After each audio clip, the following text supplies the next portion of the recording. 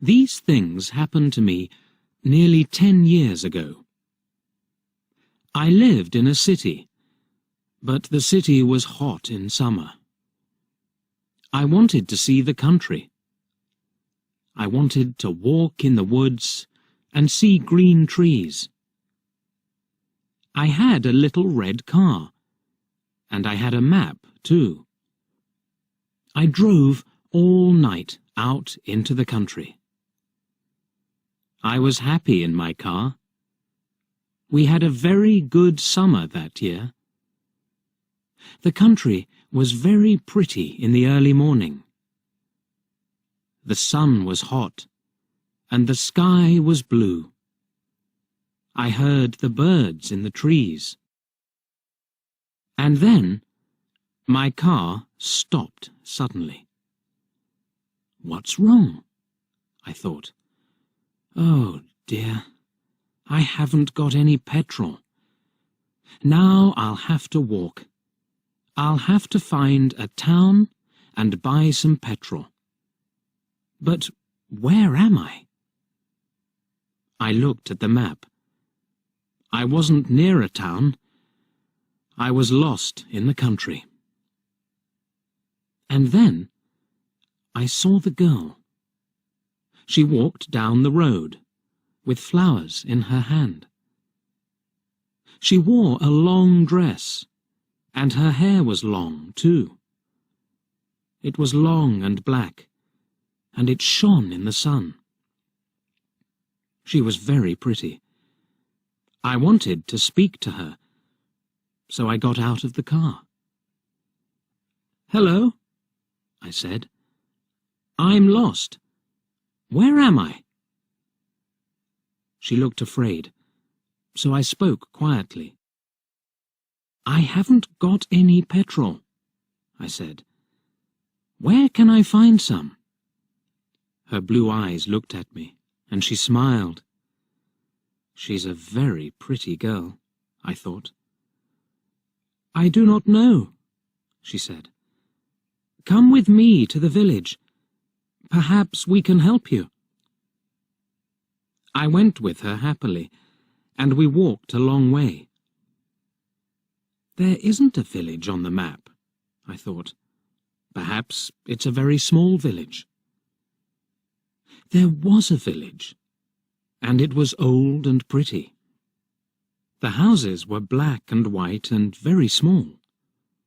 There were a lot of animals.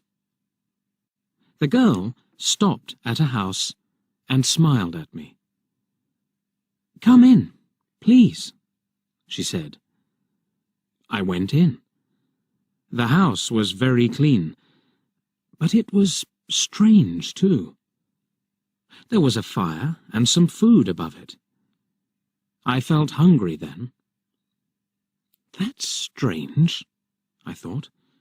They cook their food over a wood fire. Perhaps they have no money. I met her father and mother, and I liked them. They were nice people, but their clothes were strange. "Sit down," said the old man. "Are you thirsty after your walk?"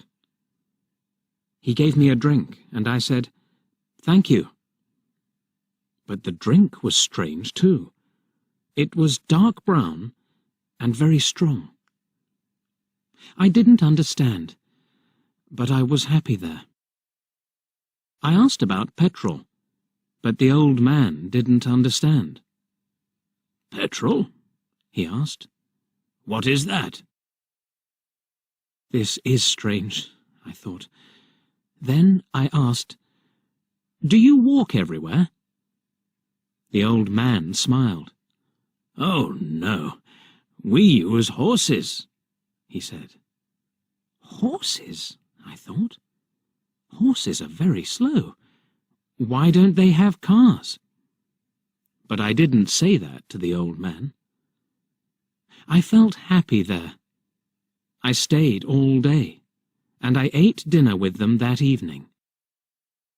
Then the girl and I went out into the garden. The girl's name was Mary. "This is nice," she said. "We like having visitors. We do not see many people here." We spoke happily.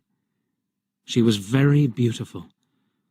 But after a time, she began to talk quietly, and her face was sad. "Why are you sad?" I asked her. "I cannot tell you," she said. "You are only a visitor here. We have to say goodbye tonight. You have to go now." I didn't understand. I loved her, I knew that, and I wanted to help her. Why did I have to go? But Mary said again, in a sad voice, "You have to go. It is dangerous here." So I said, "I'll go to the next town and find some petrol. Then I'll come back." She didn't speak. "I love you, Mary," I said, "and I'll come back to you. You won't stop me." She said goodbye to me at the door. Her face was very sad, and I was sad too. I didn't want to go. It was midnight. The night was very dark, but I walked and walked. I was very tired when I saw the lights of a town. I found some petrol, and then I asked the name of the village.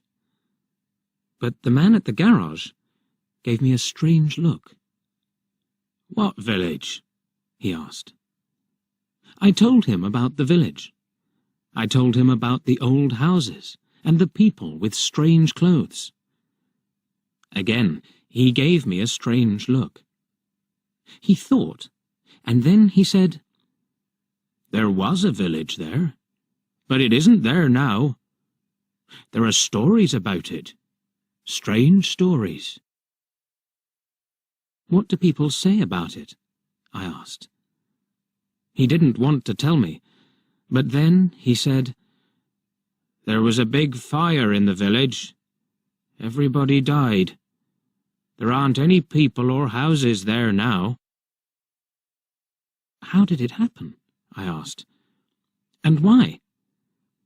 "Oliver Cromwell killed them," he said.